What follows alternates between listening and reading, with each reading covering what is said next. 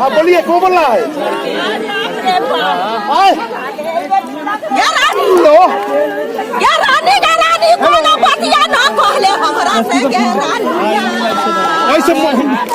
Hello, इस बेटी के गुप्तांग में जो भेड़िए टाइप के जो लोग थे, उन्होंने रड डाल करके इस प्रकार से, सोचिए एक पिता का दर्द। हालांकि ये रो रहे हैं, ये इनके दर्द को आप लोग भली भांति समझ सकते हैं कि किस प्रकार के ये दर्द से गुजर रहे हैं। एक फौजी देश की सेवा करता है। बच्ची मेरी थी, एक बच्ची थी, हाँ, उसको भी दरिंदर ने उठा लिया। के दर्द को जानने आया हूँ, एक पिता की करुण आवाज़ को, और उस दर्द के पीछे की क्या कहानी है ये भी मैं जानने का प्रयास करूँगा। हालांकि एक पिता का दर्द क्या है ये आप आगे जब जैसे ही हम इनसे बात करेंगे तो आपको जानकारी मिलेगी। पहले आप अपना परिचय दीजिए। मेरा नाम सुशील कुमार हुआ।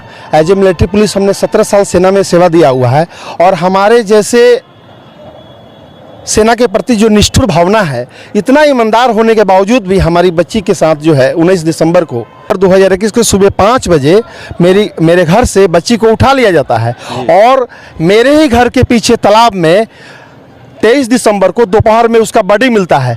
बॉडी मिलने पर उसमें से दिखाना वो भी है फोटो, उसमें ऐसा प्रतीत होता है जैसे हमको व्हाट्सएप कर दीजिएगा। हाँ, कर देंगे।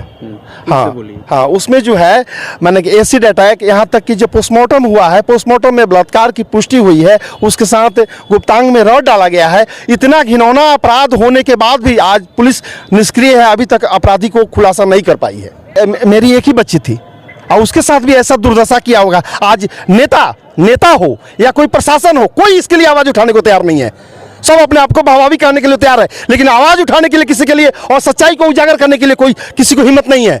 आप कहाँ पे अपनी बात को आगे रखे हैं? हमने पुलिस मुख्यालय में पटना से लेकर और इस मुजफ्फरपुर में सारे पदाधिकारियों के पास हम लोग जा चुके हैं, लेकिन किसी के द्वारा अभी तक कोई ऐसा ठोस कदम नहीं उठाया कि कातिल का खुलासा किया जाएगा। सिर्फ समय दे। अच्छा, हम लोग लगे हुए हैं, लगते आज 16-17 महीना हो गया और लगे हुए हैं। कल डीजीपी RS भट्टी आए थे, उनसे आप मिले थे? नहीं, हम नहीं मिले हैं। डीजीपी से पहले जो सिंगल साहब थे, उनका जो दूसरे पदाधिकारी थे, उनसे हम जाके पटना में मिले हुए हैं।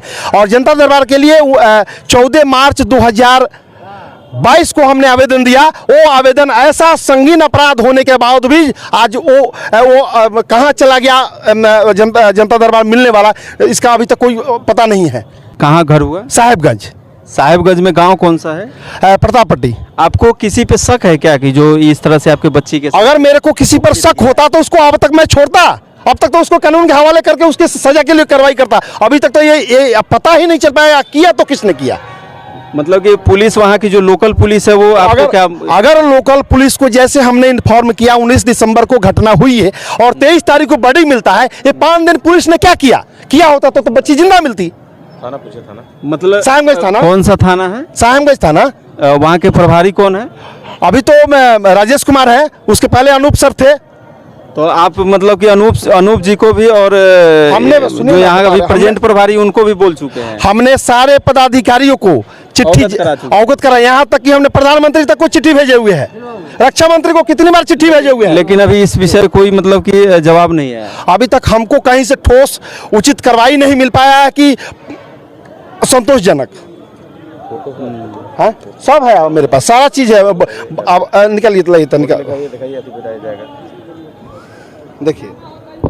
तो आप देख रहे हैं एक पिता के दर्द को, जिनके बच्ची को हालांकि तमाम तरीके से विभत्स तरीके से इनके पूरे अंग को, इनके बेटी के पूरे अंग को क्षतिग्रस्त किया जाता है, और 5 से 6 दिन बाद, लगभग हफ्ते दिन के बाद में लाश का पता चलता है।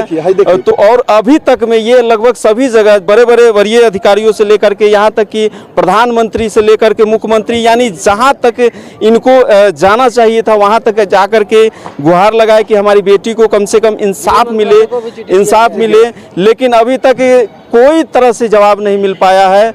बस ये पिता भटक रहे हैं, अभी तक जो है इंसाफ की तलाश में है।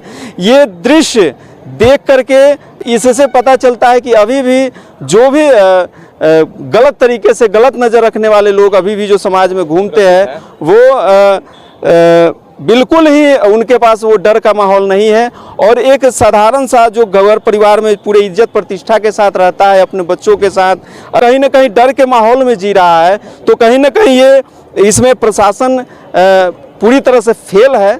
और हम सरकार से खास तौर पे नीतीश कुमार से ये आग्रह करते हैं कि एक पिता के दर्द को देखे। ये पिता जिस प्रकार का ये कुकृत्य किया गया और इनके पास जो वो मजबूत साक्ष्य है, जिस प्रकार से ये दशा की गई, और इनके करुण आवाज को सुने और आगे सख्त से सख्त कार्रवाई करे और अपने जो भी आपके आला अधिकारी हैं, जो भी लोकल वहाँ के पुलिस है, साथ में जो यहाँ के वरीय जो कानून व्यवस्था को देखते हैं, उनको इस प्रकार से सख्ती के साथ पेश आने के लिए और इस पे त्वरित कार्रवाई करने के लिए प्रेरित करें। साहबगंज प्रशासन मुर्दाबाद, नीतीश कुमार मुर्दाबाद। इनकी अधिकार मिलना चाहिए और ये जो है बहुत अच्छे दिल के हैं, लेकिन इंसाफ मिलना चाहिए और जो लोग किया है उसे सजा दिया जाए। देख लीजिए, ये आप एक बार कैमरा दिखाएंगे इधर से, ये आप देख सकते हैं किस प्रकार से बच्ची की निर्मम हत्या भी कह सकते हैं और ये बलात्कार का भी रूप एक तरह से हम इसको कह सकते हैं।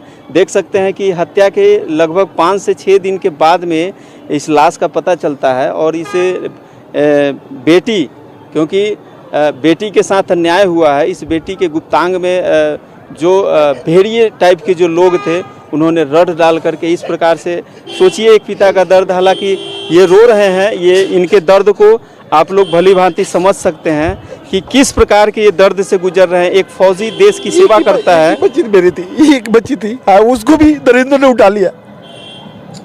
किसी से कोई झगड़ा वगैरह तो नहीं था ना? अगर मेरे को किसी से झगड़ा होता तो मेरे बच्ची को क्यों टारगेट करता, बच्चा को टारगेट करता, हमको टारगेट करता? हमने किसी का क्या बिगाड़ा? हम तो अपने देश सेवा के लिए मरे हैं, आज भी सदैव तत्पर रहते हैं अपना अच्छे कामों के लिए। आज राजपूत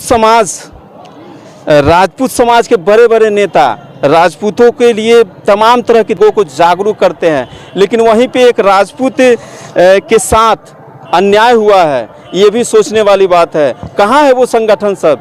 मैं उन सभी को आग्रह करता हूं कि इनके यहाँ जाए और इनसे मिले और इनको समुचित न्याय दिलाने की बात करे और जहां तक जो भी मदद हो वो करने की कोशिश करे, क्योंकि ये फौजी देश की सेवा करता है। अपने बॉर्डर पे जा कर के 0 डिग्री में पूरे कष्ट को झेल करके और अपने परिवार को, अपने सारे लोगों को आप सभी के भरोसे छोड़ के जाता है कि आप सभी इनके परिवार की रक्षा करेंगे और ये बॉर्डर पे हम सभी की रक्षा करते हैं। सर मानी चाहिए। चिराग जी को भी हमने दिया है पर्ची, एक मैडम के माध्यम से, तो उन्होंने बोला ठीक है बाद में तो देखबे कि यहाँ कि चलने के समय कैसा हो जाता है, लेकिन हमने दिया है, उनको पर्ची दिया है। देखिए, चलिए ठीक है, ठीक, हम आपसे मिलेंगे।